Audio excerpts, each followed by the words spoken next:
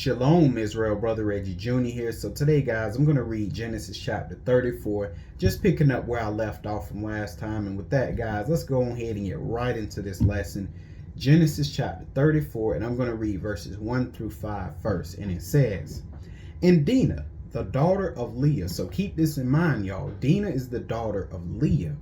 She is not the daughter of Rachel, okay? But it says, "And Dinah, the daughter of Leah, which she bare unto Jacob, went out to see the daughters of the land." And I know a lot of you guys are like, okay, well, why would Dinah go out to see the daughters of the land? Well, remember, she spent most of, if not all of her life with Laban in the land of Haran. So now she is in a new location. And where is that location?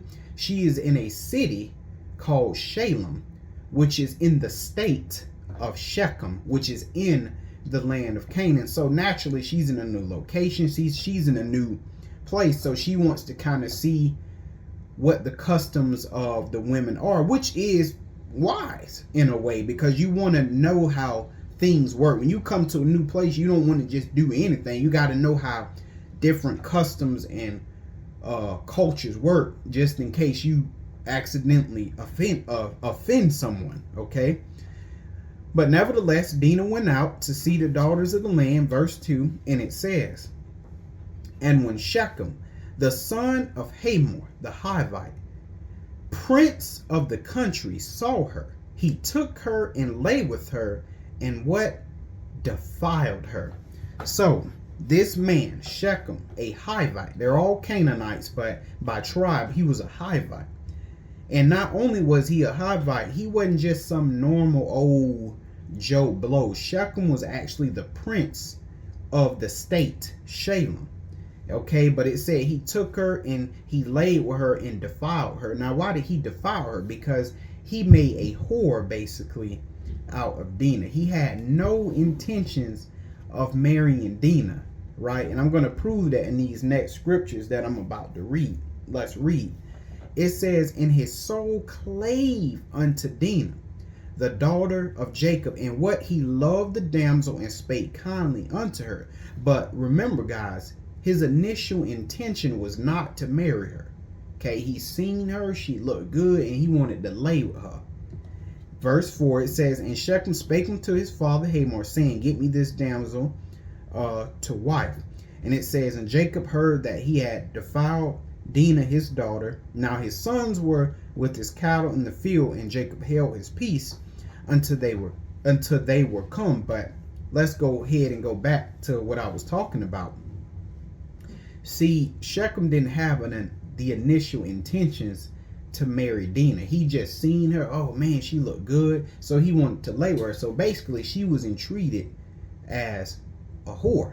And remember, you could not just take some, and you know, back in this time, you couldn't just take someone's daughter and do something like that. First of all, you had to ask a man's. First of all, it was kind of weird. It's kind of hard to explain because we're in this Western culture, so the way things work back in the day are just, or at least in the ancient times, are very foreign to us. But if you wanted someone's daughter, you had to go through that daughter's father. You could not just take her, lay with her, and do whatever. That ain't how it worked.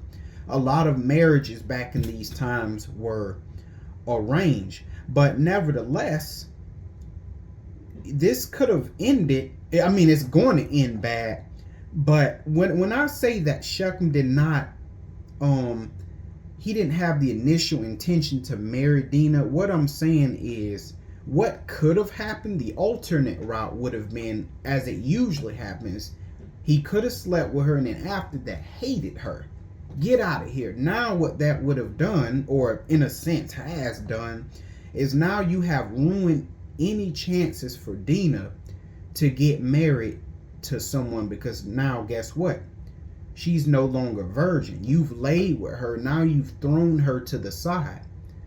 And remember, back in those times, you know, a woman pretty much, if she wanted to be a wife, she had to be a virgin. You know, today men take anything, but back in those times, you know, a woman had to be a virgin if she wanted to be a wife, because, you know, men didn't want nothing used. They wanted that woman to be sacred to him. But see, Shechem just ruined that for Dinah. That's what it means by defile her, because now Dinah's chances of getting married, getting a husband, is now, destroyed unless she is married, unless she gets married to Shechem, which Shechem wants her to wife, because he spoke to his father Hamor saying, hey, get me this damsel to wife. So now, guys, I'm going to go ahead and go to Deuteronomy chapter 22, because you know how the Lord feels about this, and I'm sure you guys know about this verse, but you know how the Lord feels about this kind of stuff when it comes to the Israelite women. I'm going to read Deuteronomy 22 verses 28 and 29, and it says, if a man find a damsel that is a virgin, and in this case this man is Shechem, okay, and that damsel that was a virgin was Dinah, it says, which is not betrothed, meaning not engaged to another man to be married, and it says, and what lay hold on her like Shechem did to Dinah, okay, and lie with her, and they be found.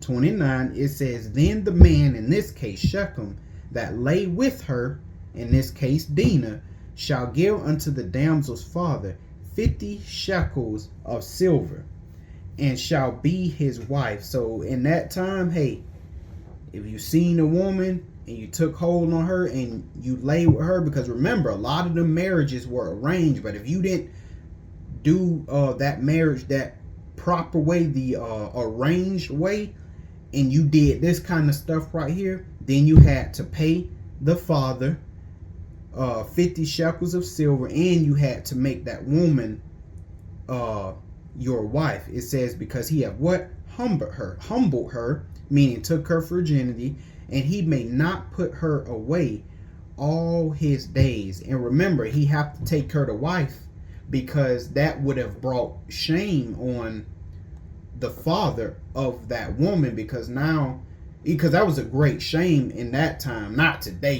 people don't care in this Western world, but it was a shame for a father to have a daughter that was a whore. That was a great shame on behalf of the father. So to prevent that, the Lord had it to where, hey, you laid with this girl right here, you have to marry her. That's the way the Lord had it. So the Lord, man, he had this thing right. We just didn't want to do what he said. But anyway, guys, I'm going to go ahead and go back to Genesis 34, and I'm going to read verses 6 through 12. And it says, and Hamor, the father of Shechem, went out unto Jacob to commune with him. Why? Because Hamor was willing to do what his son Shechem told him, which was, hey, get me this Dinah to wife. So that's why he went to Jacob to commune with him. And it says, and the sons of Jacob came out of the field when they heard it, and the men were grieved. So the sons of Jacob, the Israelites, they were grieved. And it says they were very wroth, meaning very angry, because he had wrought folly in Israel in lying with Jacob's daughter, which thing ought not to be done. Why? Because you laid with this man's daughter and you didn't get married to her. So essentially you whored her out, because you didn't get married to her, and then you had sex. See, if he would have got married to Dinah first, then they laid together, hey, ain't no problem. Why? Because y'all married, y'all belong to each other. But in this sense, you slept with this girl like she was a prostitute or a whore, and then after the fact you decide, I think I like this girl, I think I love her, I think I want to marry her. That ain't how it works.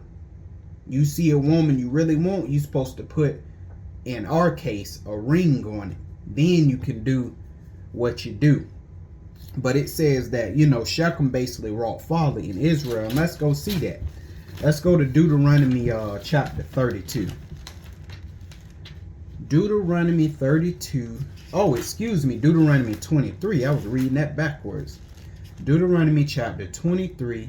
And I'm going to read verse 17. And this is what the Lord says. He says, there shall be no whore of the daughters of Israel, nor a sodomite of the sons of Jacob. So the Lord said, there shall be no whore of the daughters of Israel. Why? Because it's not only a shame to that woman's father, but it's a shame to the Most High God, because it's like, wow, these are supposed to be the children of God. Look at God's daughters in this land. They all whores. So how you think the Lord feel right about the generation of Israelite women today? All of them, if not all of them, but majority of them, they hoes, man. And it's just the truth. And it's not like they hide it. So I'm not saying anything a lot of y'all don't know, but they show it that they're whores. And that stuff like that makes the Most High really mad, because why? You make him look bad as a father. Now, let's go ahead, y'all, and I'm going to continue to read verse 8. And it says, and Hamor communed with them, saying, the soul of my son Shechem longeth for your daughter. I pray you, give her him to wife. Okay, verse 9, and it says, and make ye marriages with us, and give your daughters unto us, and take our daughters unto you. Now, you know, later when Israel became a nation, he did not want this. He didn't want union between the Israelites and the Canaanites. All right. But anyway, verse 10, it says, and ye shall dwell with us, and the land shall be before you. Dwell and trade ye therein, and get you possessions therein. All right. Verse 11, and it says, and Shechem said unto her father. So now Shechem is speaking unto Jacob, or in this case, he's speaking to Israel, saying, and you know, he said unto basically Jacob and unto his sons, said, let me find grace in your eyes, and what ye shall say unto me I will give. Ask me never so much dowry and gift, and I will give according as ye shall say unto me, but give me the damsel to wife. He's like, okay, whatever you ask of me to give you for whatever happened, you know, for this deed that happened, you know, I'll give you whatever you want. He's just saying, but please just give me Dinah to wife. Now let's see what a dowry is real quick, because that's what Shechem mentioned. And back in those ancient times, all those countries everywhere, all over this earth, they knew what dowries and stuff was. But we sure don't today. We are so beyond that type of stuff. My goodness, we are so far from this stuff that is scary, because this Western culture and way of thinking has infected the entire planet. But let's go ahead and go to Exodus 22, and we're going to read 16 and 17, because we want to see what a dowry is. Verse 16, 17, Exodus 22, and it says, and if a man entice a maid, okay, in this case is Shechem, if a man entice a maid, this maid will be Dinah, that is not betrothed, meaning engaged to another man to be married, and lie with her, he shall surely endow her to be his wife. Verse 17. If her father, in this case Jacob, utterly refused to give her unto him, so he say, no matter what, I'm not giving my daughter to you. It says, he shall pay money according to the dowry of virgins. So that means that person that laid with this man's daughter would have had to give the father a whole bunch of money. And on top of that, you wasn't getting that man's daughter. So that brings us back to Genesis chapter 34. Okay. Well, before I go back to read that, basically, dowry was just basically a form of restitution to the damsel's father. That's all the dowry is. It's just a restitution payment to the daughter's father. That's all it is. So now let's go ahead and go back to Genesis 34, and I'm going to continue to read verses 13 through 19. It's a fly in here. It's annoying. But anyway, verses 13 through 19, and it says, and the sons of Jacob, the Israelites, answered Shechem and Hamor, his father, deceitfully. And why did they do this? Because they was angry and said, because he had defiled Dinah, their sister. So they was really upset, basically, about how their sister was pretty much taken advantage of. And this leads me to believe that when Dinah went out to see the daughters of the land, she didn't have any supervision. This leads me to believe that her father didn't go with her, meaning Jacob, and none of her brothers went with her. That's what it leads me to believe. So in them times, it was dangerous for a woman to be by herself like that, because she basically was fair game to other men. That's why in that time you needed a covering. What covering? You needed another, you kind of needed another man present with you, just for, safety. So some other dude didn't try nothing. But of course, we don't care about that stuff today, because we're in this Western world. But anyway, 14, it says, and they said unto them, we cannot do this thing, meaning Shechem, Hamor, we cannot give you Dinah to wife. It says, we cannot do this thing to give our sister to one that is what? Uncircumcised. For that were a reproach unto us. But in this will we consent unto you, if you will be as we be, that every male of you be circumcised. Okay, but remember, this is deceit on the part of the sons of Jacob, because they want to do something to Shechem and his father Hamor. 16, and it says, then will we give our daughters unto you, and we will take your daughters to us, and we will dwell with you, and we will become what? One people. So that lets you know, when you join in marriages and stuff with other nations, you begin to become one. Why? Because you're marrying into culture, you're marrying into music, ideology, gods, all of that stuff. So that's why I was saying marriage and all that stuff. That stuff is serious, but we don't see it like that. We always just say we love who we love. Marriage is a political union. I'll just put it that way. 17, and it says, but if you will not hearken unto us to be circumcised, then we will take our daughter and we will be gone. Verse 18, and their words pleased Hamor and Shechem, Hamor's son.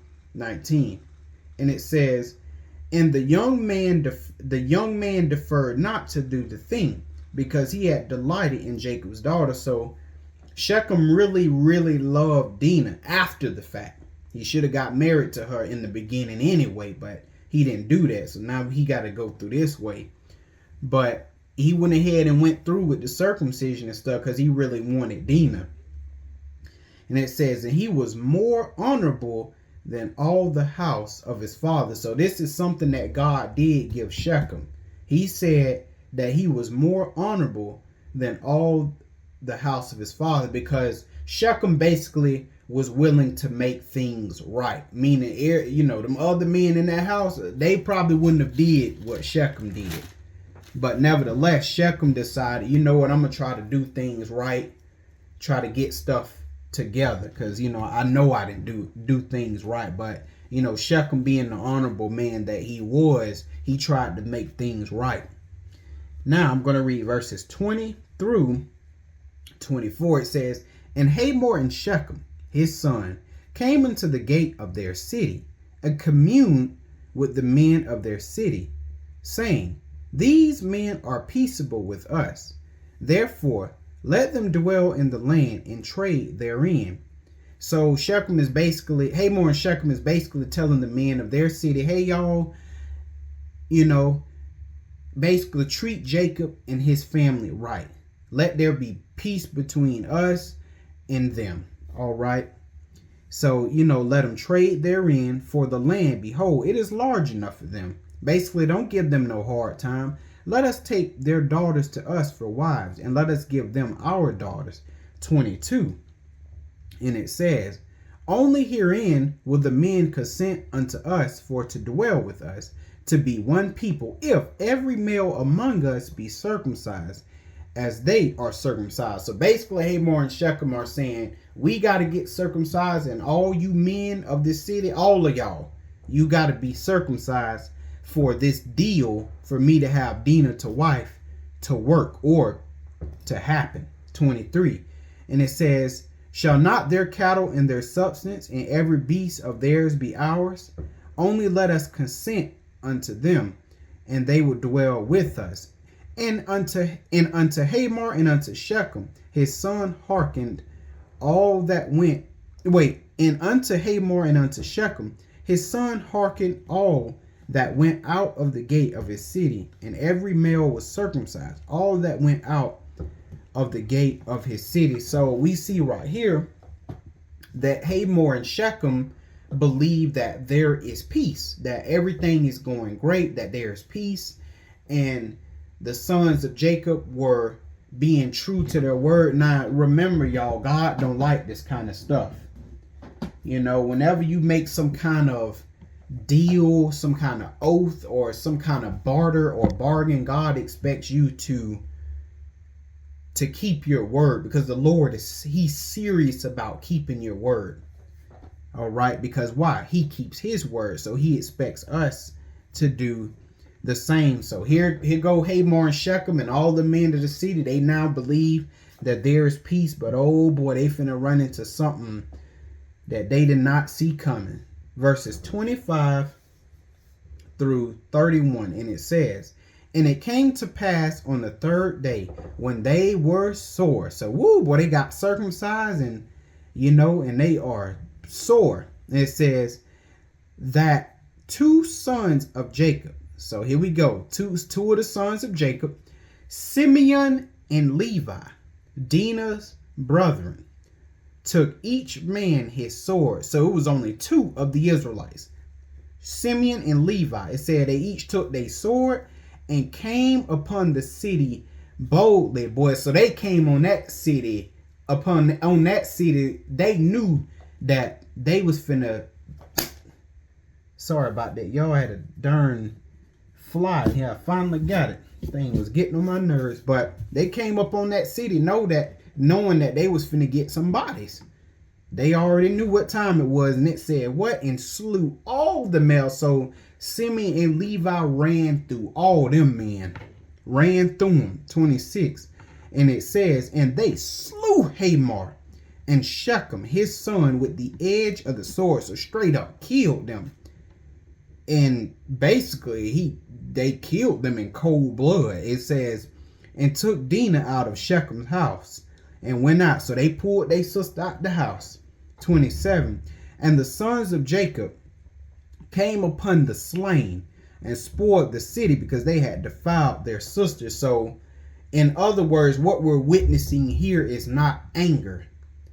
We're witnessing rage. Rage is blinding, and that's what Simeon and Levi are experiencing, rage. And so not only did they utterly just destroy those men of the city, but they also spoiled the city.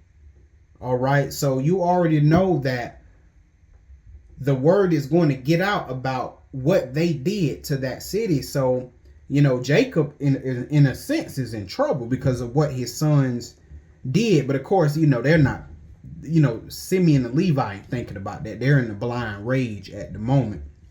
Verse 28, it says, they, meaning Simeon and Levi, took their sheep and their oxen and their asses, and that which was in the city and that which was in the field, and all their wealth and all their little ones and their wives took they captive. Wow. So not only that, they spoiled the city, and they also took the women of they took the women of the men of the city who they slayed. They took the women and the children and took them captives. Just two people. That show you, boy, how strong Israel is, though.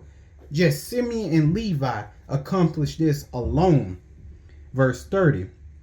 And it says, And Jacob said to Simeon and Levi, you have troubled me to make me to stink among the inhabitants of the land.